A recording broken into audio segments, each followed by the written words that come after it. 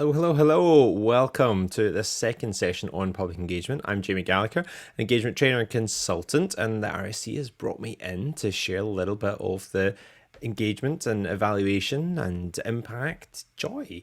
I love public engagement. I love helping people, organizations getting better at engagement, and that's exactly what we're here to do. So welcome to this session. Welcome to my little flat in Glasgow.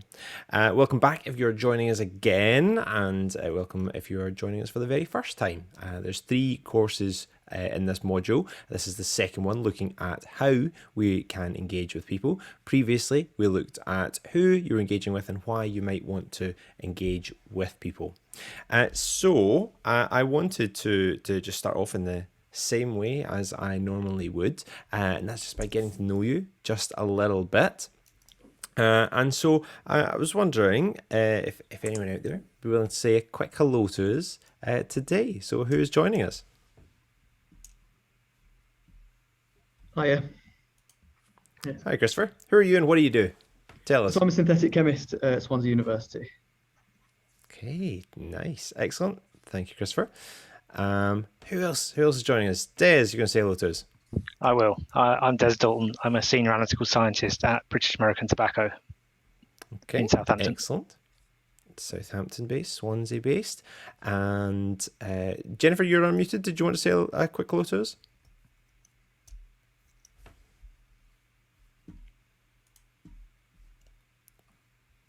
It might be an accidental unmute. If it was deliberate, Jennifer, we're not able to hear you right now. But do feel free to introduce yourself in the chat box at any point. I'm not sure if you're all here the last time or not, so I should just introduce myself just a little bit. I mentioned I'm an engagement trainer and consultant, also a science communicator, so often found on stage, TV, radio, talking about science. My background is chemistry, so I've got a degree in chemistry and a PhD in chemistry and electrical engineering, which formed the basis of most of my communication and engagement work.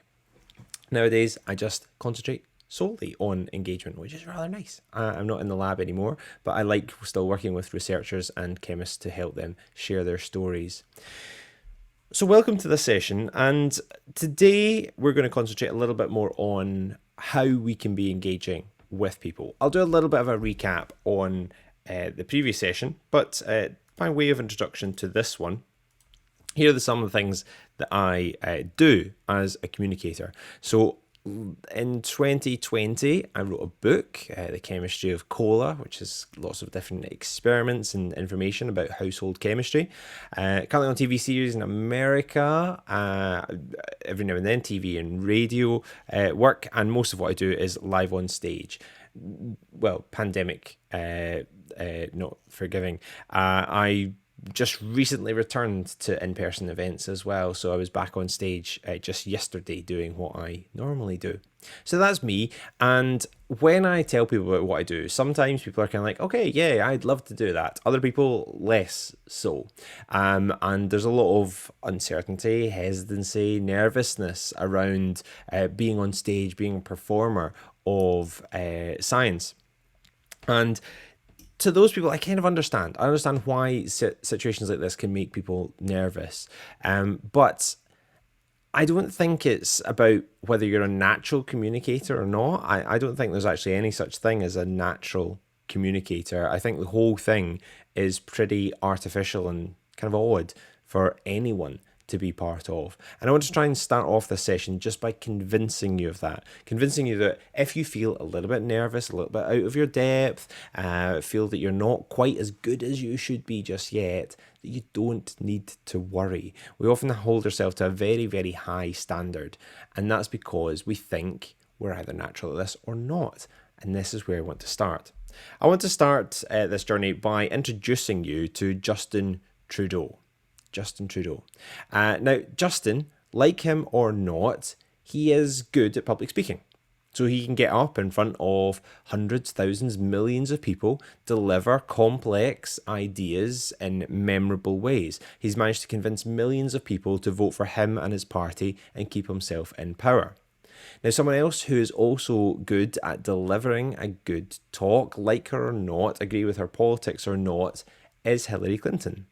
Hillary Clinton is good at getting up on stage and delivering complex messages in simple and understandable and memorable ways. Did you notice the similarity between Justin and Hillary there? What was the same between the two of them? Other than that they're both politicians from North America. What was the same between them? You notice?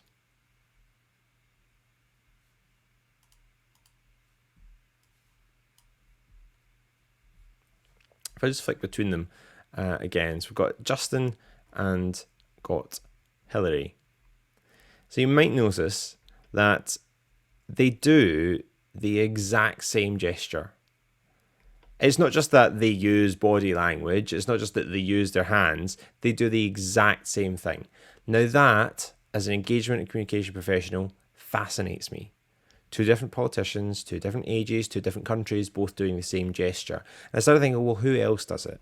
And I noticed that Tony Blair, here giving evidence to a select committee in the House of Commons, does the same gesture.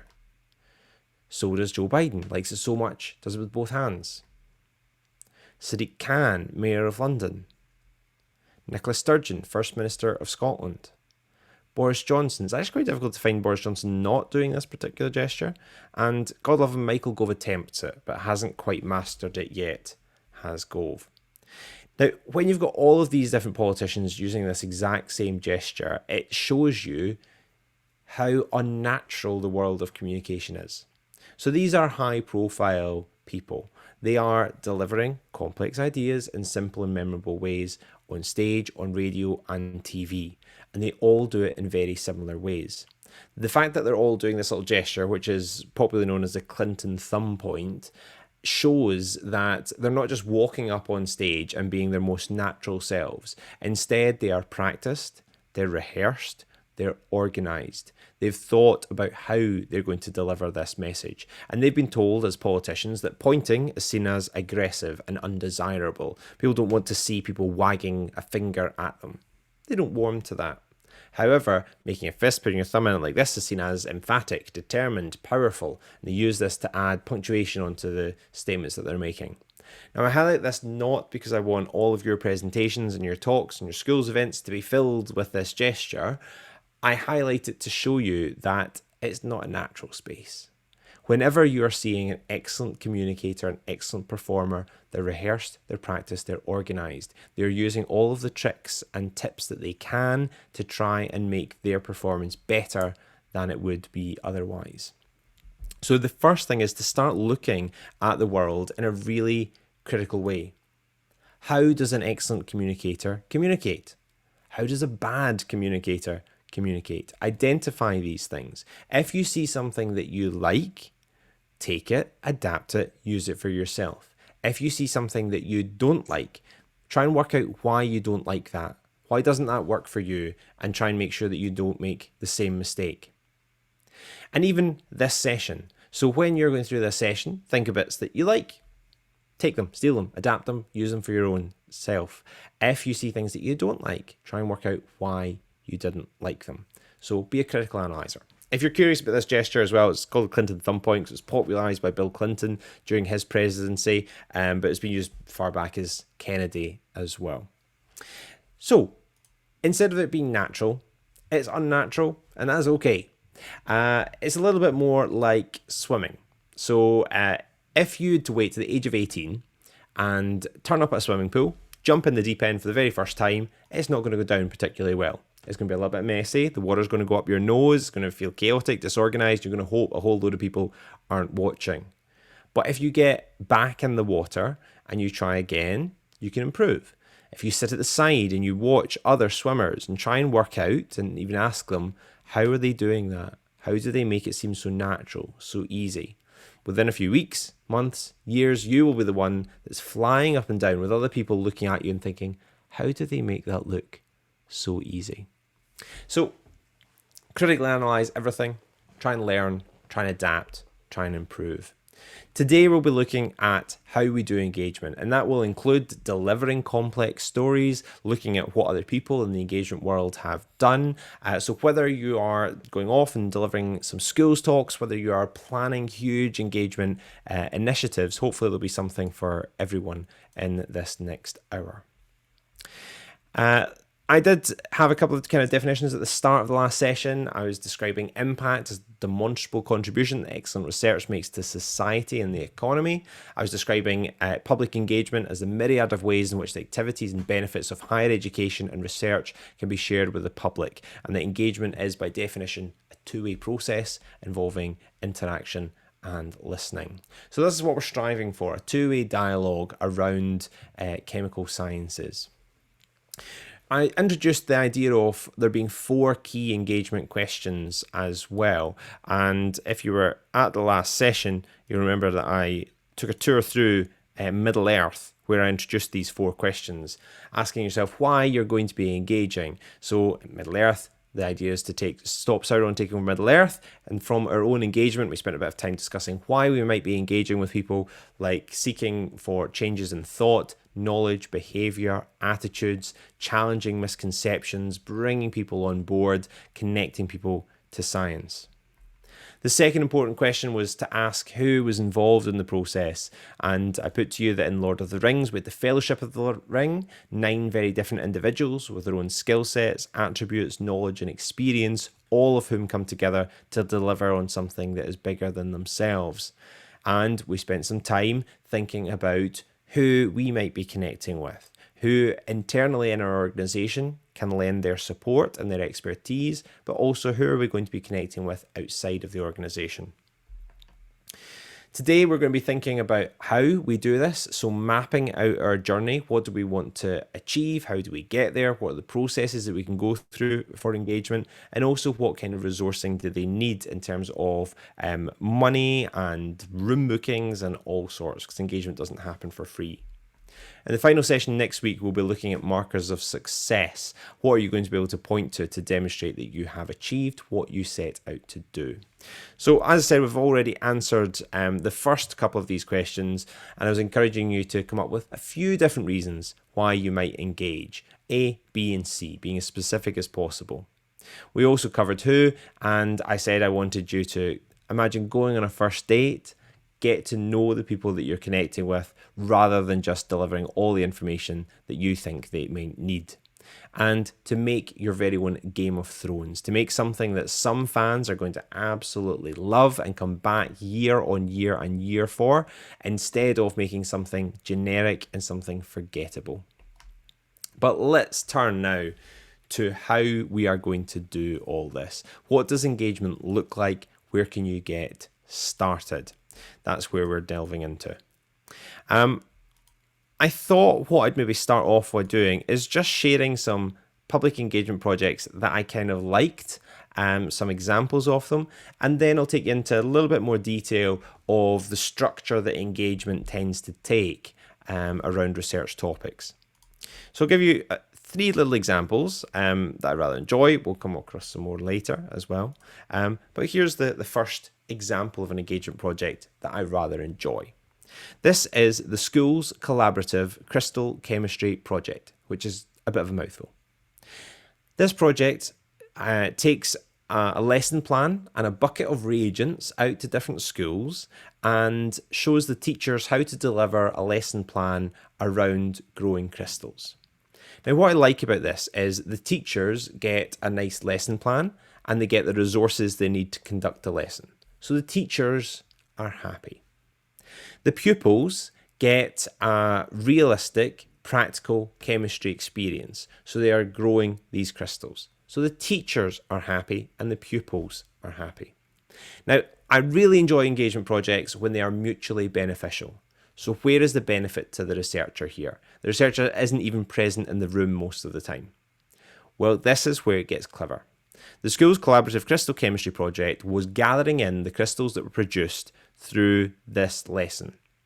The crystals were then analysed, looked at X-ray diffraction, and what they were discovering was there was new morphologies, new shapes of crystals were being produced that hadn't been reported in the literature before. This is where it gets interesting. So what you have is effectively a citizen science model. We have dozens of pupils across lots of different schools reproducing different experiments under different conditions. The researcher analysing the data they produced. And so new research publications have been written as a basis of this project. The teachers get that classroom resource and the lesson plan. The pupils get the realistic and practical chemistry experience. The researcher gets new research outputs.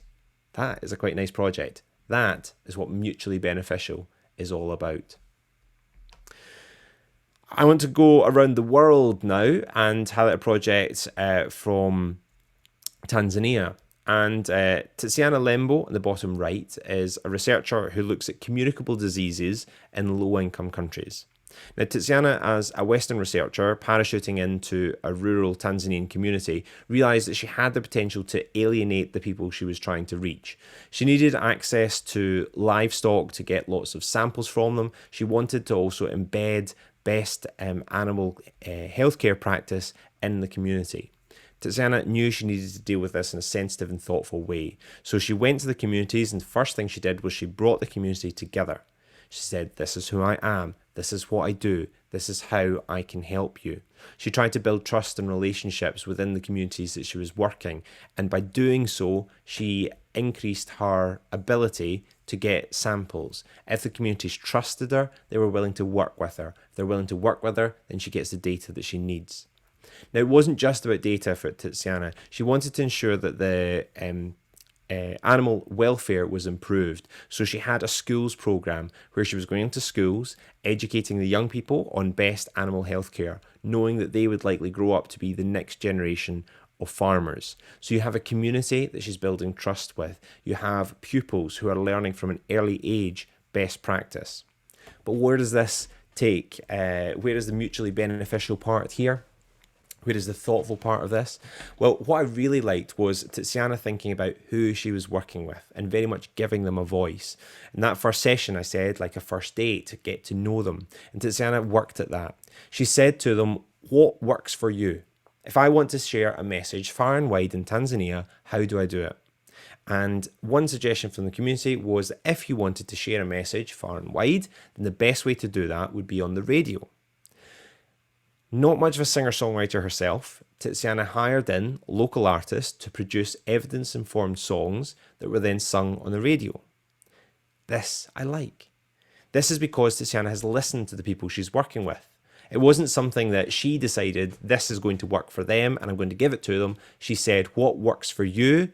Let me go and create it." That is nice. Tiziana was also shortlisted for Engagement Award for that project just a few years ago. One more project, I'll pause and I'll take any questions or discussion points. Another little project that I quite liked, again involving singing, was Fergus McNeil's Distant Voices project. Fergus is a social scientist and he researched the lives of people inside the prison system. That was both prisoners and guards. Now, as a social scientist, Fergus could have gone in, delivered a survey, published the results, but he wanted a richness of data that wasn't helpful for. So instead of just delivering a survey, he paired the prisoners and the guards up with singer-songwriters and got them to talk through their stories and their experience. The artists then produced songs based on their lived experience, and they held a special concert in Glasgow city centre where the friends, family members of the prisoners and the guards were invited to come and share and listen to their experience. Now, what I like about this is in the creative outputs, the prisoners and the guards were able to share their experience in a slightly different way. So we're giving a group of people a new voice, a new way of expressing themselves. The family members and loved ones were getting new experiences. They were hearing from their loved ones in ways that they hadn't quite heard from before. So they were getting an enhanced understanding of their family members. Fergus's team, well, they were on hand throughout the process to gather in data, to listen and learn from all of the participants. And so Fergus was getting new research outputs because of this as well. So people were getting new ways of expressing themselves. They were getting a creative output attributed to themselves, and Fergus getting new and enhanced research outputs. a nice engagement project. So there are 3 different projects from 3 very different areas. I'll pause just now and just ask if there are any thoughts, comments, or questions so far on some of the different types of engagement work that we can be doing. Any thoughts, comments, or questions?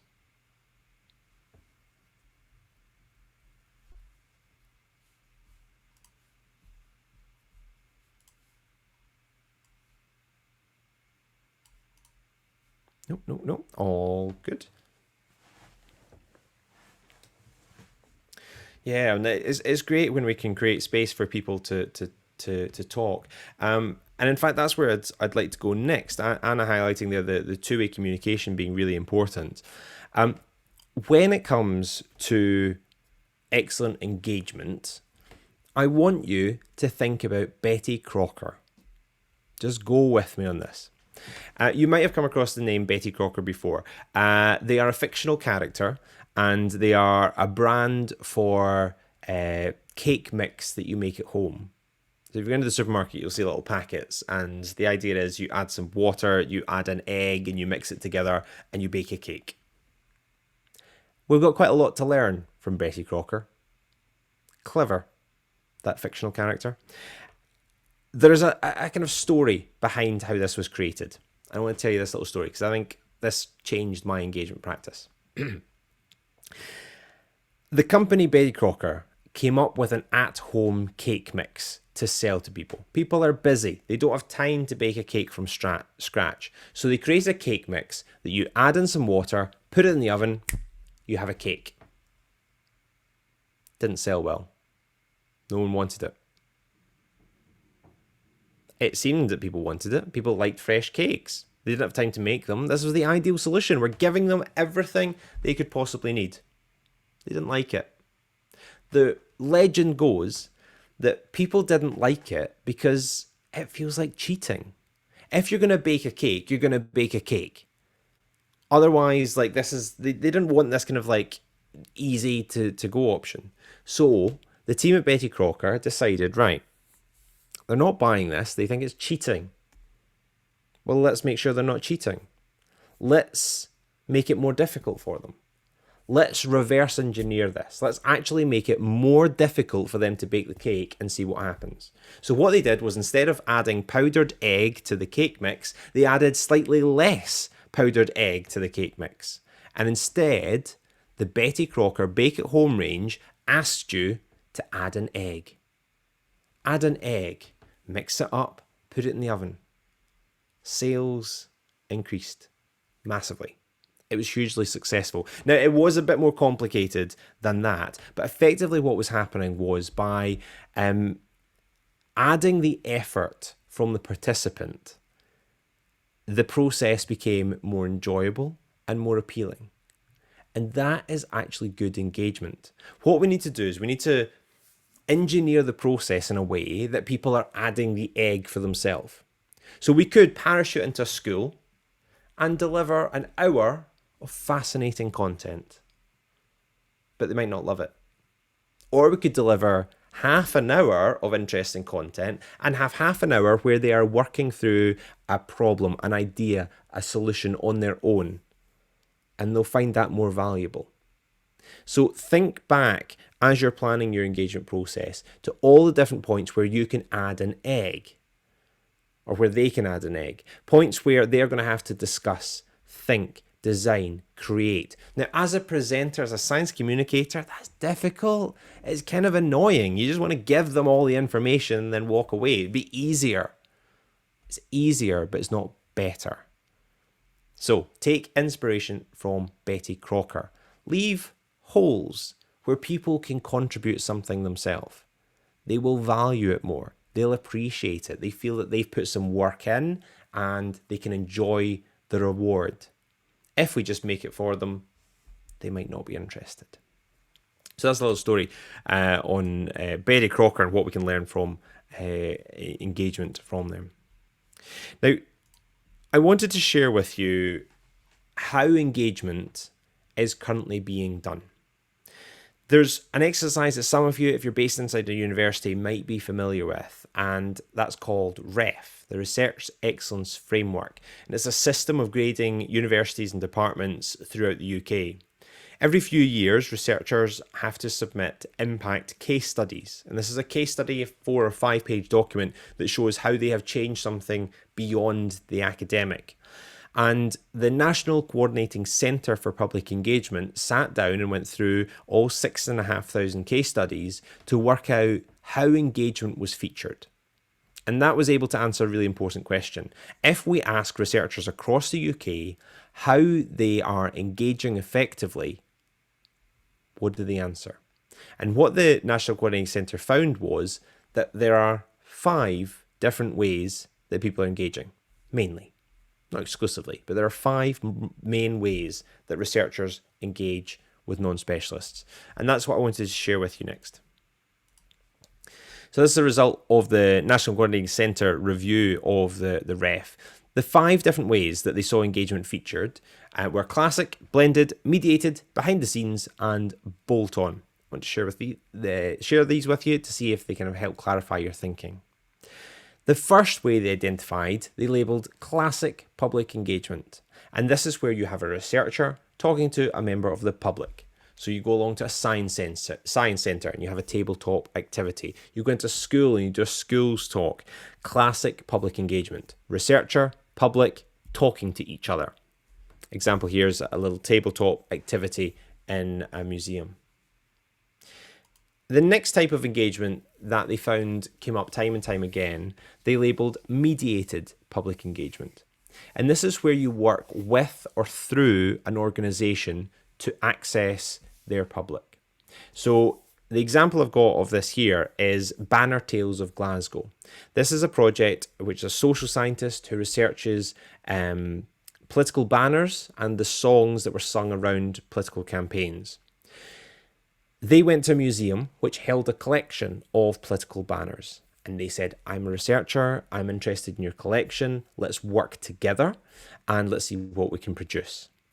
The museum put on an event that brought people into their space to discuss political campaigns and political banners. So what the researcher got was research data. What the museum got was an enhanced understanding of their collection. And what the public got was an enjoyable, informative evening. This couldn't have been done without the museum on board. It needed access to the museum space. It needed access to the museum's collection. By working in partnership, they've managed to create something that is of interest and of relevance to the museum's community. So this is mediated public engagement, where a researcher works with or through an organisation to reach the public. Blended public engagement. In blended public engagement, the researcher acts as a nexus. They bring different groups together to work on a particular problem or issue. The example I've got of this here comes from Nottingham. This is the Nottingham Centre for the Advancement of Research into Supportive, Palliative and End-of-Life Care. What the researcher did was they brought doctors and nurses and patients and family members and local authorities and NHS boards in to have a conversation, forming partnerships that hadn't been made before, acting as a nexus, connecting different groups, listening to them, facilitating productive conversations, all with the goal of improving services for the public. So blended public engagement, where you are a nexus and you bring different groups together to connect them. Behind the scenes public engagement, this was where the researcher works with a process but doesn't interact directly with the public. So you don't have to speak face to face with a member of the public to be doing public engagement. What can you be producing or doing that has an impact on people? So the example I've got here is the news quality of coverage across the devolved regions in the UK. So the researcher was looking at the news coverage in in Scotland, in Northern Ireland and in Wales. Was it fair? Was it impartial? Was it fit for purpose? And they tried to improve that. So they were working with journalists and companies and maybe even politicians. At no point were they working with the public, but they were improving the services for the public. So what organisations could you work with to improve services or provision for the public? Doesn't mean you have to talk to them yourself. You can be working with a company or an organization, maybe even a school, producing learning resources. That can still be effective engagement. The final mode of engagement that was discovered was called bolt-on public engagement, and this was where you did a body of work and then you did a press release. So an example here of someone who gave an interview for the Guardian after the Fukushima disaster. This is where we do some research, we become an expert, and we throw some information out of the university. This isn't really considered best practice. It's certainly better than nothing, can certainly be valuable in some situations, but we don't want it just to be, I've done some work, and so here is some information on it. We want it, if possible, to be a bit of a dialogue. So those are the ways that we found researchers were connecting with people. Classic, talking with a researcher and the member of the public talking to each other. Mediated public engagement, a researcher working with or through an organisation to access the public. Blended public engagement, bringing lots of different groups together to facilitate conversations to improve things for the public. Behind the scenes, working with an organisation to improve their service or provision. And bolt-on public engagement, doing some work and then sharing some information afterwards. I'll pause just now and ask if there are any thoughts, comments or questions on the way that researchers tend to be engaging with people so far. Any thoughts, comments or questions? More than welcome.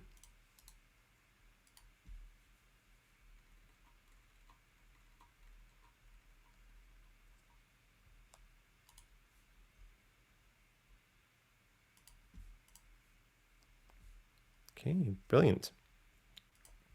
Okay, so let me just rattle through again some more little examples before we go on to a little activity I've got that will maybe help you clarify the story in which you want to share with people. So some more examples that I just rather enjoyed. Here is the Wellcome Centre for Integrative Parasitology, and they created a parasite tattoo parlour. What I quite like about this is it's using a creative output, so you're creating these interesting designs. They hired in a comic book artist to create the designs. They also have these turned into actual comics as well. The tattoo parlour represents the opportunity to speak to people. So you sit down as you're putting the tattoo on, people are going to want to know what is getting put onto their skin. So you get to have a conversation about the image that is being applied to people's skin. And what I really like about this is you're effectively creating ambassadors by putting the tattoo on people, because that person with a trypanosome tattoo is going to be walking around and someone's going to say to them, "What's that on your arm?" And they say, "Oh, this, I went to a science festival. It's a trypanosome. It causes sleeping sickness." And they're going to have a conversation about it. You're going to have a secondary engagement. You've created an ambassador. So a nice creative output, creating something appealing that people are going to be interested in, that people want to interact with, and then allowing them to be ambassadors for your work as well. I like that. Penguin Watch is another citizen science project. This is where it's a website where you're asked to go on and click where you see a penguin. You count the number of penguins, you count the number of chicks, you count the number of eggs. Turns out people are quite good at distinguishing a penguin from a rock, but a computer is not. This is a mechanism for producing research data. It used to be that individual researchers had to sit down and click through and analyse images individually, but now it can be done en masse. So instead of one researcher analysing 100,000 images, you can have 50,000 people analyse 2. And there's lots of different ones. So there's Penguin Watch, there's Galaxy Zoo, which is an astronomy version, citizen science projects. Parenting Science Gang. This is another little project. This is how social media can be used really effectively as well. The Parenting Science Gang is a Facebook group set up by Wellcome funded researchers, and it's for parents who are interested in science. The researchers brought all these people together and facilitated conversations happening. They were particularly interested in what questions people had.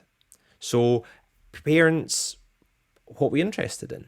What questions did you have about parenting that science might be able to help answer? And one question that kept emerging time and time again was around breastfeeding. And how long should you breastfeed? Is there any nutritional drop-off? And they just weren't sure. It turns out there wasn't a whole lot of literature on that either. So they brought these parents together and said, okay, these are great questions. Let's work with you to turn them into research questions, and we'll help you analyze and gather the data. That's exactly what the researchers did. So they worked with the parents to gather in the data, to analyze samples, to look at the nutritional quality of breast milk over the long term, and then they published the results. So this is a Facebook group. A Facebook group which is leading to peer-reviewed academic publications by crowdsourcing the questions, by working with people to develop and analyze data, and then publish the results. That's a nice project from a Facebook group. A couple more, and then I'll pause again, take any comments or questions. This is the Mouse Exchange project, and this looks at the use of animals in the research project, in the research process. It was developed by the Animal Research Nexus and Bentley Crudgington, based at Manchester. What people do is they craft mice. So they're given little packs out with felt mice, and they sit together as a group and they make these little mice. While they are stitching their mice together, there's conversations being held around animals and the research process. And they're asking people to then give up their felt mice to go into the research process. So the idea is you make this mouse, and then the researcher says, so now we'd like to take this mouse away and we're going to give it to a scientist, and the scientist is going to work with it in the lab. How do they feel about that? What is the emotional attachment? When you've created something, is all of a sudden this more real? Do you have emotions associated with your felt mouse? How does that make you feel about the mice that are in the research process? And they're asked to write out instructions for how the scientists should care for the mouse as well. And by doing so, try and work out how people are feeling. Do they care about their mice or not?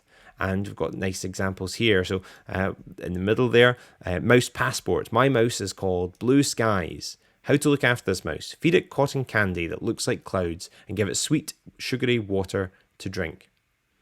So this is facilitating conversations through crafting. And there's been lots of chemistry examples as well. So there's been a lot of the knitting the periodic table and things like that. So the idea of bringing people together for crafting activities, and while you're crafting, you're facilitating those conversations. Adding the egg. You could just give them mice, but instead we get them to craft them. In doing so, they are more connected to the process. Are there any thoughts, comments, or questions so far?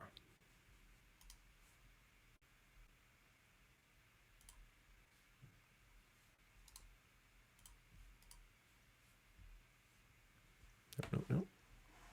Okay. Well, the next thing I'd like to do then is give you a bit of an activity that we can try together. For this, I'm going to need 2 volunteers. The volunteers, I'll tell you what they're going to do. I'm going to send those volunteers a list of famous novels, because we're going to start thinking about story sharing now. How do we take complex ideas and share them in simple and memorable ways? And I want us to start in the world of literature. So I'd like to have 2 volunteers who I will send a list of famous books to. You will then have 2 minutes to describe the books that you're looking at. There'll be some rules, though, to make it deliberately more challenging. You won't be able to tell us the title, because that's what we're trying to guess. You won't be able to tell us any of the characters' names or the authors' names. No names in this book guessing game. And other than that, you can describe it in any way you like.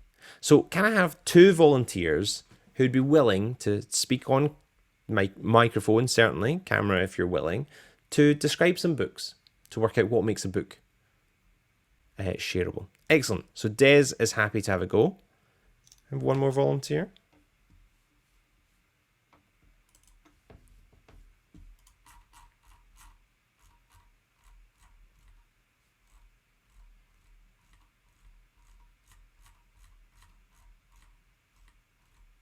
And Louise, thank you very much for that. Okay, so what's going to happen? We've got our 2 volunteers. I'm going to message you each a link. So, Des, if you look in the chat box just now, I'm going to send you a link that will take you to the front covers of some famous novels. And these are the ones that I'm going to ask you to describe to the rest of the room. And I'll do that in just a few minutes. Louise, as well, I will give you a different link. So you'll be looking at different books from Des. Thank you both very much for volunteering. So the links are now in the chat box for both of you and just for both of you. So what's going to happen is I'm going to give Des and then Louise 2 minutes to describe some famous novels. The rest of you in the room, I want you to try and guess what those novels are.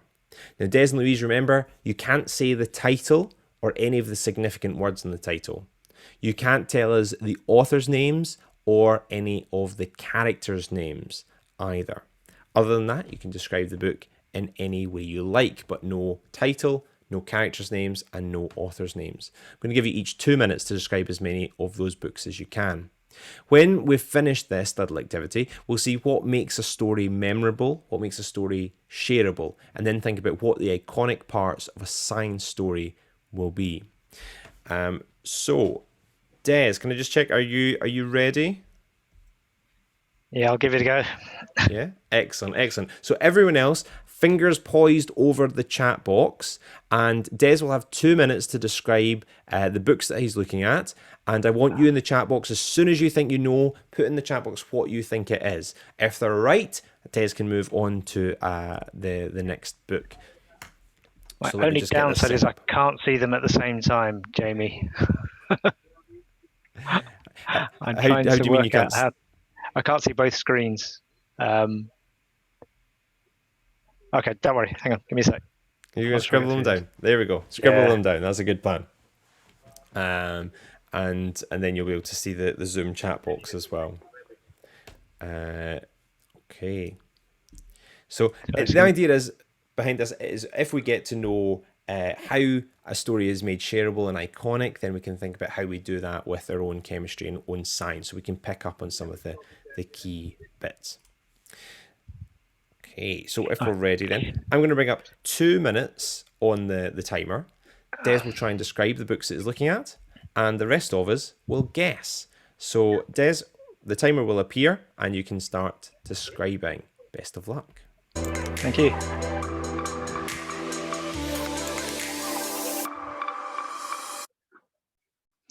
Okay, it's a load of non-humans, and it's a communist dystopian type novel. Yes. Based in Transylvania, the guy came across to Whitby, I think, in the northeast. Like sucking blood, biting people. Yep. This is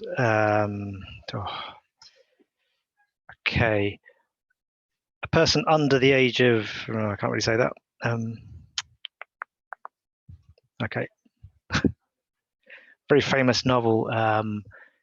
I wish I could remember the first title. What every woman needs is a good husband, or a husband needs a good woman, is the opening line, something like that. Based in the 1800s or so. There was it's the right author. It's the book. Yeah, thank you. This one's just been made into a film, feature-length film, just out now. Lots of sand. Original was quite boring. Junior, lovely. It's about a monster that might have been human, was made human, brought to life. Yes, that one. Thank you. I was going to say I'm not. I've lost the other two. Sorry. Oh shit. Okay. So if you keep a record of something every day, especially when you're younger, and if you're a male growing up, a particular male made that sort of record. Yes, thank you.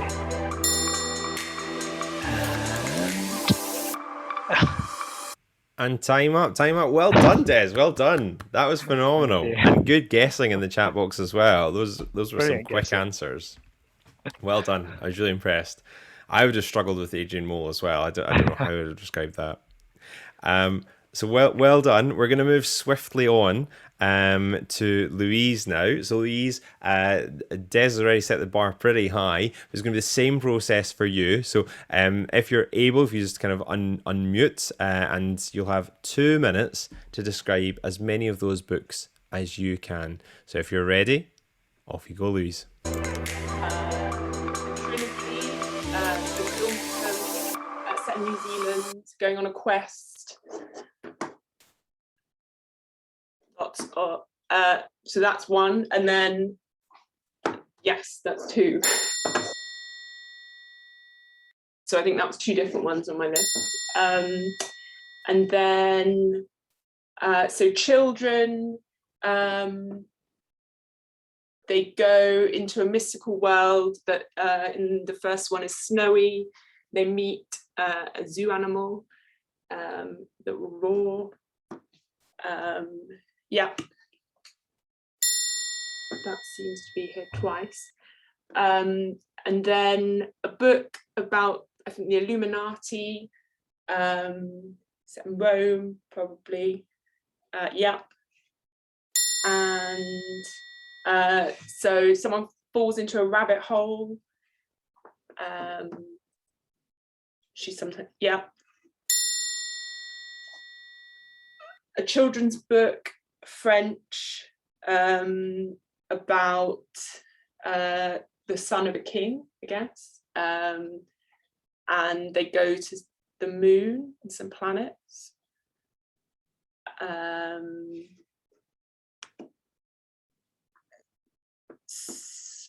They're very small in the name, and they haven't read the book. Yes, The Little Prince. I think that's everything on my list because I've got a few duplicates.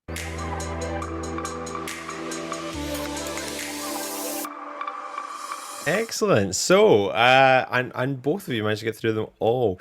Well done. Again, excellent describing there, Louise. Apologies for the duplicate as well. So yeah, Patricia giving you a round of applause as well. Good describing, good guessing, everyone. Thank you very much, particularly Louise and Des for trying that challenge. Now, what I want us to think about is what made some of them easier to guess than others.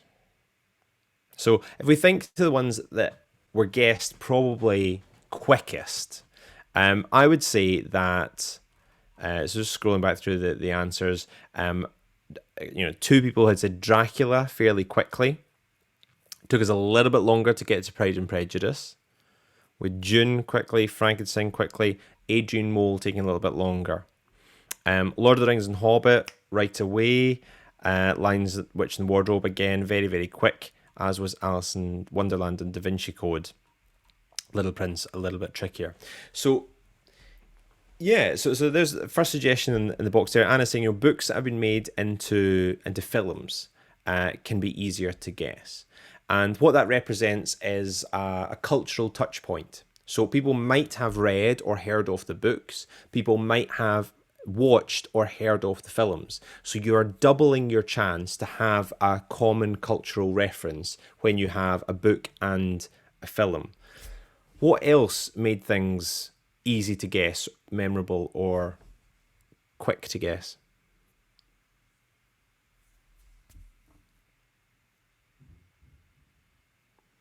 Okay, so something children's books a little bit easier. So maybe a plot that's a little bit simpler.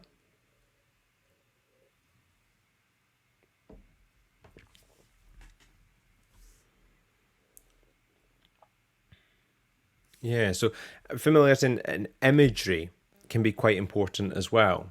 If I say a white whale, there are very few other books that you're going to get mixed up with. Really, it's Moby Dick. There is a single iconic image or visualization. When it comes to vampires, Dracula is the genre-defining symbol of a vampire. with that link to the plot. Whereas when we got to things like Pride and Prejudice, someone's like, oh, Jane Austen, it can get a little bit more complex. So we don't have that singular magical mythical creature in these books. We have complex plots and character development, which can sometimes lead to them getting a little bit muddled and confused. Yeah, in the chat box there, distinctive characters. And so when we are thinking iconic scenes as well, other ones I'm thinking about, like Life of Pi, you have that tiger in a boat. That's something that people are going to think of to remember. Handmaid's Tale, the distinctive red outfits and white cap. Lots of books go out of their way to really emphasize particular images, particular settings, particular characters. When it comes to engaging, communicating with non-specialists, we also need to think about this. So what is the story that we are going to tell? What are our iconic characters? And that's where I wanted to go next, about what we can learn from books. Even Lord of the Rings, we guessed it very, very quickly. We were told a film trilogy set in New Zealand, Lord of the Rings. I asked someone else how they described Lord of the Rings when I played this earlier, and they said they pointed to a ring on their finger and said, one to rule them all. One to rule them all. Lord of the Rings is nearly 500,000 words long. One to rule them all. I asked someone how they described Frankenstein. They said a monster created by a scientist. I would have guessed Frankenstein from that as well. But I can't help but wonder, if we brought Mary Shelley into this room and we're saying we're playing this little game and someone said a monster created by a scientist, Frankenstein, got it right away, would she think, that's great? There's such cultural familiarity with my work that whether someone has read it or not, they are familiar with it. Or would she think, well, you're missing a lot of the subtext and the allegory and the symbolism and the meaning to say it's about a monster created by a scientist? And I think that scientists and authors can both be really guilty of wanting people to start at page 1 and go through the whole story, or know nothing at all. It was a dark and stormy night. Tough. There isn't time. When we're working in public engagement and science communication, we need to get our story across as quickly as possible. Now, if people choose to stay with us for longer, they can maybe find out a little bit more about it. But we need to have that short, sharp, shareable message to start off the dialogue. And I think there are 4 key ingredients to a science story, and that's what I want to share with you next. I want to explain them through the medium of jigsaws, because I love nothing more than analogies and jigsaws. So here is the 4 steps of a science story shared through a jigsaw. The first thing that you do when you're doing a jigsaw is you sort through the box, you find all the edge pieces, and you build a little frame. What this represents is you framing your argument. Outside of your institution, in the real world, there is a problem, an issue, a gap, a lack. Something isn't perfect. You try and work out what that is. For my research, energy is wasted. I set out a simple problem. For other people, people suffer from a particular condition. We set out a problem. The second thing you do when you're doing a jigsaw is you sort through the box, you find similarly coloured pieces, and here we've made a little parrot and we've slid the parrot on into the middle of the jigsaw. What this represents in terms of your research narrative is the community response to the problem. What are researchers around the world doing or working towards? Because this is still going to be a little bit separated from maybe your own work, but what are researchers around the world doing? So for me, energy is wasted, and researchers are looking at energy harvesting. People suffer from a particular condition. Researchers are looking at new gene therapies. We set out a big problem, we set out a big solution. We then start sorting through the individual pieces and putting the individual pieces into the jigsaw. And you would represent an individual piece. What is it that you do? The part that you play. This will be the biggest part of your story, but we need some of that context in order to introduce it. So for me, energy is wasted, and researchers are looking at energy harvesting. I look at the scavenging of waste heat. For someone else, it might be people suffer from a particular condition, and researchers are looking at new gene therapies. I conduct these particular experiments. The 4th stage, we find that jigsaws are surprisingly difficult to find on Google image search, and the parrot has gone indoors and now it's winter. What this represents is the world after the research has been done. We've done all of our work. What does it look like now? We paint a realistic but optimistic view of where we might go in the future. So for me, energy is wasted. And research are looking at energy harvesting. I look at the scavenging of waste heat so we live in a more energy efficient world. Or people suffer from a particular condition and research are looking at new gene therapies. I conduct these particular experiments so people are treated faster and more effectively. If you can come up with a single sentence for each of these 4 areas, then very, very quickly you have developed the iconic parts of your story. And that's what we want to share with people. So hopefully that helps in kind of thinking about your story. I'll pause just now and just ask if there are any thoughts, comments, or questions on how we might be engaging, connecting, or telling our story. Any thoughts, comments, or questions?